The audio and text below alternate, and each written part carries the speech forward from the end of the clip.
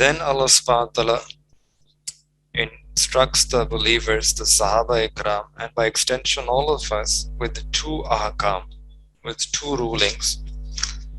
The first is, Ya ayyuhal ladina amanu, that all those who have iman, ittaqullah, have taqwa.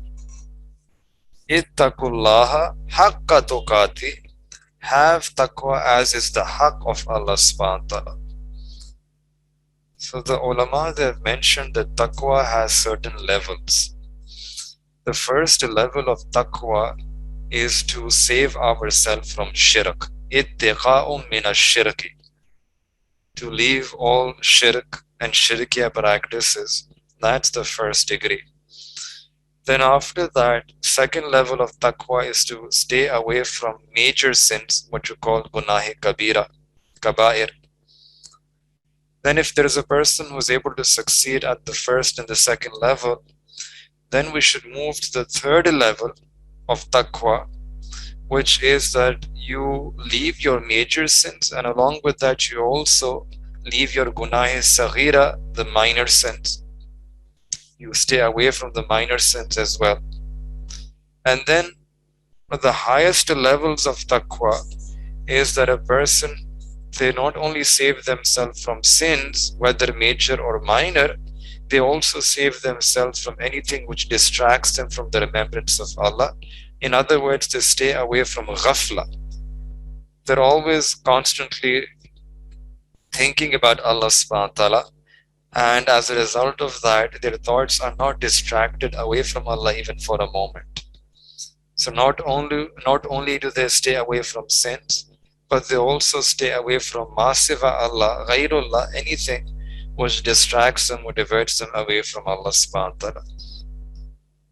So ittaqullaha, that have taqwa, will include that whatever level we are, we should be trying to increase our level of taqwa. This is a word that comes so frequently in the Quran that almost after every few pages you will find ittaqullah, some mention of taqwa. Our Mashaykh, they say that if you were to squeeze the entire Quran and try to extract that one word, that one nasihat which is coming from the entire Quran, that one nasihat would be ittaqullah. Ittaqullah, that adopt taqwa. Taqwa means that a person remains on the safe side. Hazrat Umar Farooq radiallahu ta'ala an, he once asked Hazrat Ubay bin Ka'b radiallahu ta'ala an, that we know, I understand what taqwa is, but explain to me by giving a practical example. Practically demonstrate what is taqwa. What are the details of taqwa? So Hazrat Ubay bin Ka'b radiallahu ta'ala an, he explained in a very beautiful way, and he said that, tell me, that have you ever walked through a forest? And he said, yes. How do you walk? He said, when I walk, I gather my clothes, I wrap them in such a way lest my clothes, they get stuck in any thorn or branch or a tree. So then Hazrat Ubay bin Ka'b radiallahu ta'ala anhu, he said that to walk in this world, to live in this world in such a way that you save yourself from getting stuck in any sin, that is called taqwa. In other words, a person, they put a distance between them and sin.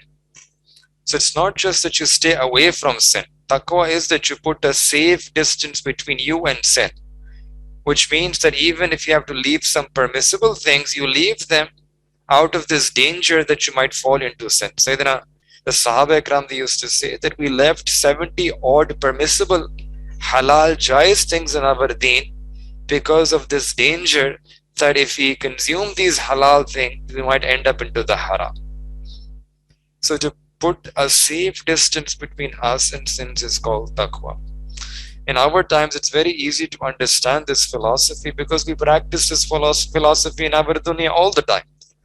When you have to go to the airport, you have to reach the airport, let's say by 6 p.m. But you will reach there by 5:30 or 5 p.m. If someone asks you, why are you 1 hour or half an hour early? You will reply that I'm there because I just want to be on the safe side. To be on the safe side in our deen is called taqwa. That you put yourself in such a situation where you're away from the sin, some safe distance away from sin. And if you look in the Quran, there are so many places where Allah subhanahu wa ta'ala has mentioned the barakat of taqwa, the blessings of taqwa, the fawaid of taqwa, the benefits of taqwa. For those who have taqwa, Allah ta'ala gives them barakah in their rizq. Allah subhanahu wa ta'ala grants them an exit from difficulty. Allah subhanahu wa ta'ala will help them. Allah subhanahu wa ta'ala grants His love to the muttaqeen. Allah subhanahu wa ta'ala grants His companionship to the muttaqeen. Allah ta'ala accepts, Allah ta'ala grants qubuliyah to the muttaqeen. And if you were to look at all the ayat which speak about the benefits of taqwa, it seems that every ni'mat, every blessing of the dunya and akhirah can be achieved if we become people of taqwa, muttaqi.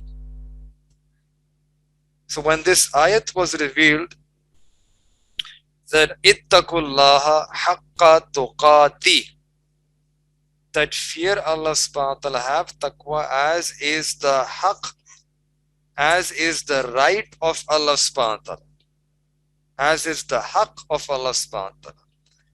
So the Sahaba Ikram, they were worried. They became fearful about themselves when this ayat was revealed. And they asked that, Ya Rasulullah, that none of us can adopt taqwa as is the haqq of Allah subhanahu wa ta'ala. So then Allah subhanahu wa ta'ala revealed another ayah. And if you understand, no one can, the Sahaba, they were pareshan, because they understood that no matter how much ibadah we do, how much zuhud we have, how much mujahida we do, how much effort we put in, but none of us, we can fulfill the haqq of Allah subhanahu wa ta'ala. In fact, the Prophet himself taught us this dua, La uhsi sana'an alayka anta kama asnayta ala nafsik. The Prophet used to make this dua that, oh Allah, we cannot praise you. Your praises are so much that we don't have the strength, the ability to be able to praise you. Allah, you are as you have praised yourself. Ma abadana ka haqqa ibadatik. That Allah, we don't have the ability to fulfill the haqq of your ibadah. Ma arafna ka haqqa ma'arafatik. So when we don't have the ability to praise Allah subhanahu wa ta'ala, to fulfill the haqq of Allah subhanahu wa ta'ala, then how can we do amal on this ayah which says that have taqwa haqqa tuqati? So the Sahaba Ikram, they were worried. And then Allah subhanahu wa ta'ala revealed a second ayat about taqwa. Fattaqullaha mastata'tum. That have taqwa, O my servants, have taqwa as is within your ability. So in this second ayah, Allah subhanahu wa ta'ala gave us some leeway, some flexibility, that make effort to whatever extent you can, whatever is your ability. Your job is to make effort. Whatever istida'at, whatever taqat, strength you have, you are supposed to use that strength to be able to follow the path of taqwa, and that is what you will be held accountable for. So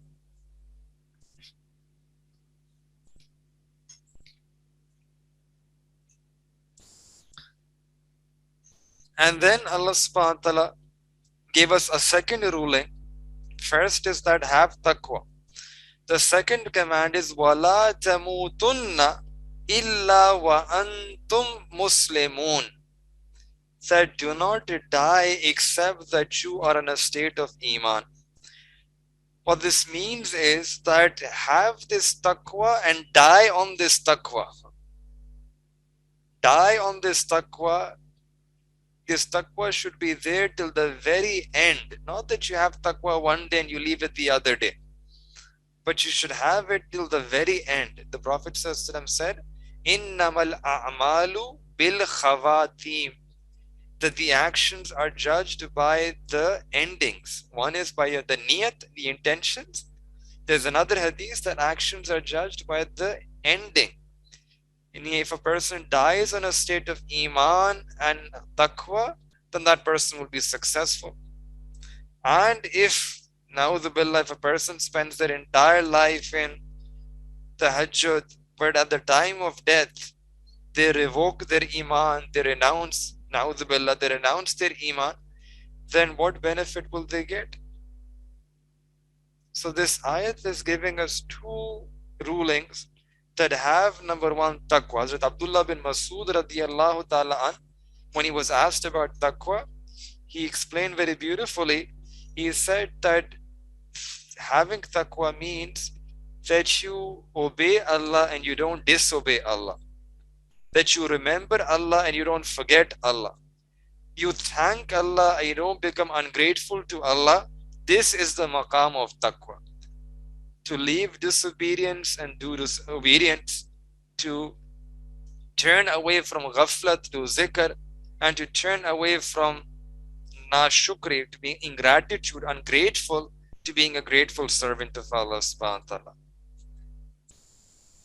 And then to have istiqamat on this taqwa, to be a steadfast and persistent sabit qadam on this taqwa, so that we die in a state of iman, in a state of taqwa. That's why the Prophet said that man kana akhiru kalamihi la ilaha illallah, that whoever dies in such a state that the last kalam on their tongue, last words on their tongue is la ilaha illallah, dakhal al jannah, they will be made to enter into Jannah.